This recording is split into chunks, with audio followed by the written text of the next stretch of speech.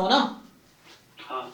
तो जो बैच 6 में मैंने कराए हैं, हमने स्टार्ट किया है गेट 2023 से लेके और ये 2005 तक चलेगा गेट का पेपर। तो आपको तो पता होगा कि लाइक 19 में स्टार्ट हुआ था ना, तो अभी 23 का हो गया है, 22 का भी हो गया है, 21 का आज कंप्लीट कर लिया हमने और अब कल 20 का डिस्कशन होगा।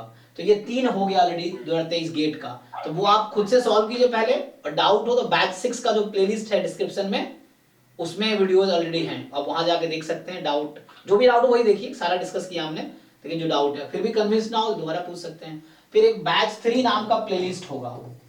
सो बैच 3 में मैंने जैम 2023 से स्टार्ट किया था और 2005 तक, तो ये ऑलरेडी कंप्लीट हो गया है क्योंकि ये 1 अक्टूबर को ही स्टार्ट हुआ था और अभी 1 जनवरी को कंप्लीट हुआ है ये।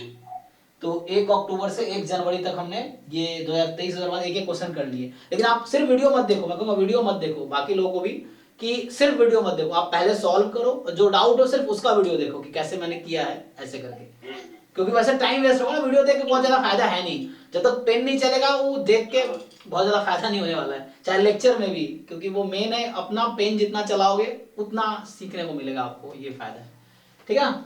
तो बाकी आप रेगुलर ज्वाइन कीजिए, उससे फायदा ये भी होगा, हो जाएगा। अभी कल 20 का करेंगे, 19 का, 18 का, 17 का। तो 18 से पहले तो गेट मैथमेटिक्स में जो क्वेश्चंस आते थे कुछ वो करेंगे, तो जल्दी जल्दी हो जाएगा वो, मेनली 19 तक। लेकिन आप ये जरूर अच्छे से 2019 से लेकर 2023 तक का जो गेट का पेपर है उसमें हम 100% डिस्कस कर रहे हैं, मल्टीवेरिएट भी, रिग्रेशन भी, नॉन पैरामेट्रिक भी, सारा डिस्कस कर रहा हूँ। तो आप उसको फ्रिक्वेंटली 4-5 बार सॉल्व कीजिए इन्हीं पेपर्स को, उससे ही आपको कॉन्फिडेंस आ जाएगा, फिर आपको लगेगा हो जाएगा।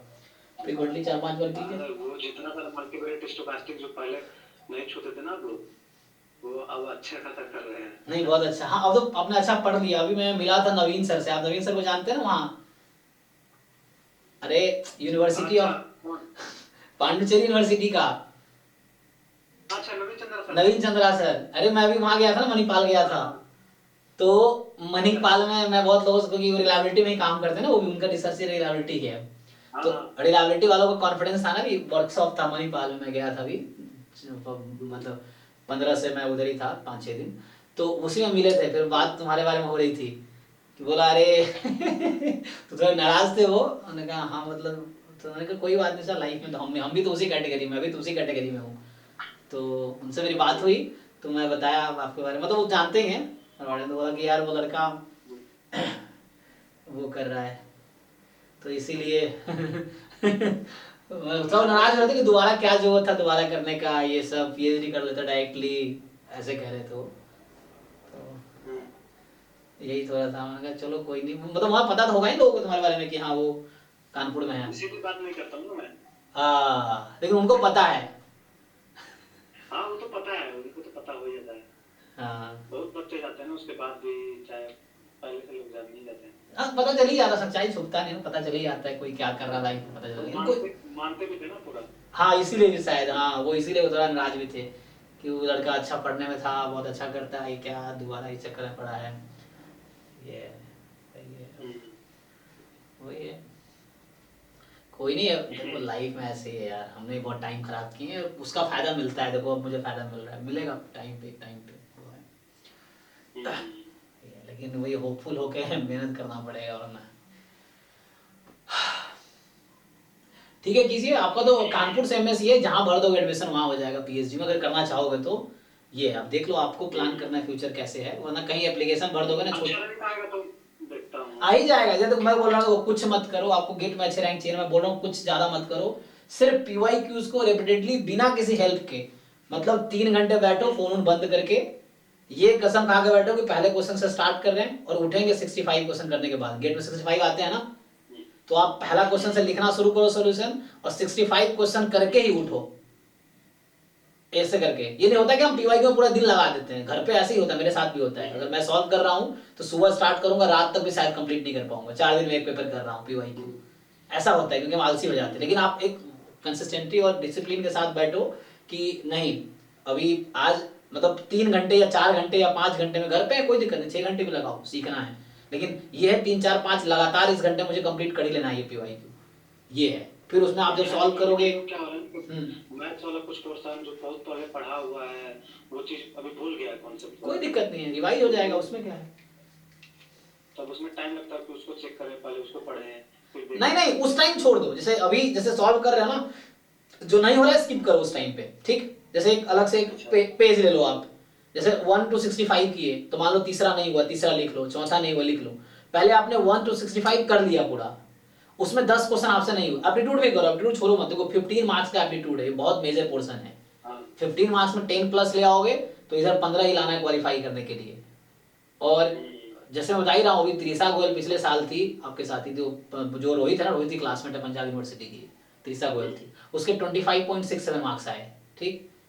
और उसका वो जस्ट एमएससी अभी कंप्लीट की है, उसने हर आईआईटी में अप्लाई कर दिया, 25.67 मार्क्स पे उसके रैंक थे 147, ठीक।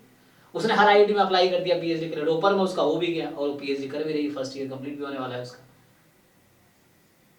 तो सिर्फ 25 मार्क्स पे ओनली।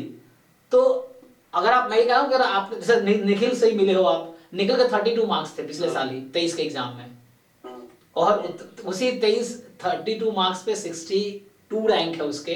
कानपुर में भी हुआ था एडमिशन, गुवाहाटी में भी हुआ है, गुवाहाटी डेटा साइंस में उसने गुवाहाटी में एडमिशन ले लिया है, तो वहाँ गुवाहाटी में पीएचडी वो कर रहा है।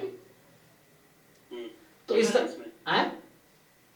डेटा साइंस में, हाँ, PhD in data science IIT Guwahati में एडमिशन लिया है,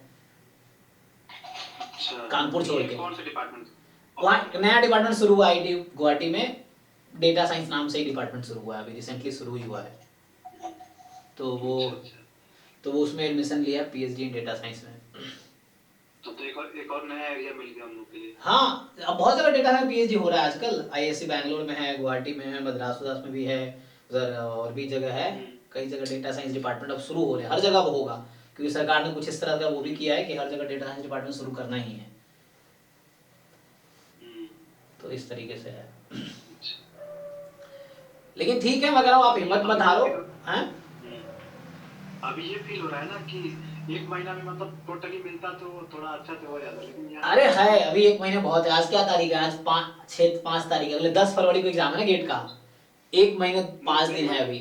क्लासेस होता है ना दिन भर, वो हाँ, ये दिक्कत तो कोई दिक्कत नहीं। अब रात को क्या करो, एक पीवाईक्यू हर रात को सॉल्व करो आप। अभी से क्या करो, जैसे अभी आप चाहो 2000 कहीं से शुरू कर दो, 19-20 से शुरू करो, चाहो तो आप एक काम करो 20 का आज बैठ के सॉल्व कर लो। उससे फायदा ये होगा कि कल जब मैं 20 का डिस्कशन कराऊंगा ना, तो आपको दिखेगा। तो अभी रात को अगर आप जग सकते हो तो 20 का पेपर उठाओ, 1 to 65 बैठ के खत्म कर लो एक बार।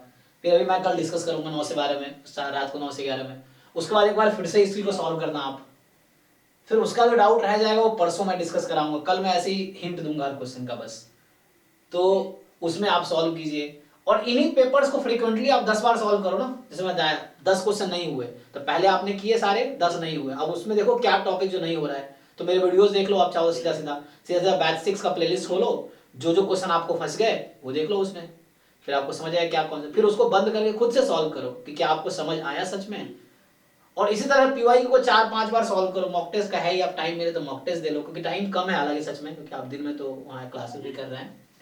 तो अभी कुछ नहीं समझ आ रहा तो सिर्फ पीवाईक्यू फोकस करो। अगर आपको कुछ नहीं समझ आ रहा क्या करे, तो ओनली पीवाईक्यू, जैम गेट का पीवाईक्यू सारे सॉल्व करो आप, ये है। और जैम गेट का सोल्यूशन ऑलरेडी अवेलेबल है, तो आपको ज्यादा एफर्ट्स भी नहीं करने, पहले खुद करने हैं। सोल्यूशन पहले नहीं देखना है, पहले खुद सॉल्व करना है, फिर सोल्यूशन देखना है।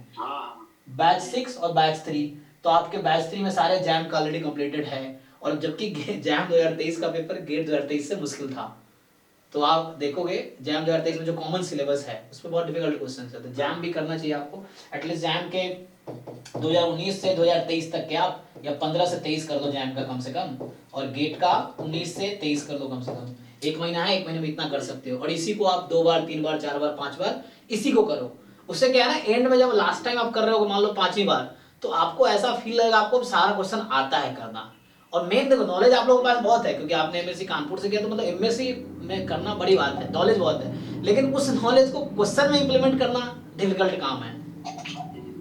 मैं देखता हूँ कई लोगों को, कई मेरे दोस्त हैं, जैसे अभी योगेश था लास्ट ईयर, ऐसे कई सारे लोग हैं, कम पवन है, तो ये लोग नॉलेज बहुत है, लेकिन वो क्वेश्चन में लगा नहीं पा रहे, या उस कम टाइम में उतना कर नहीं पा रहे कि क्वालिफाई कर पाए।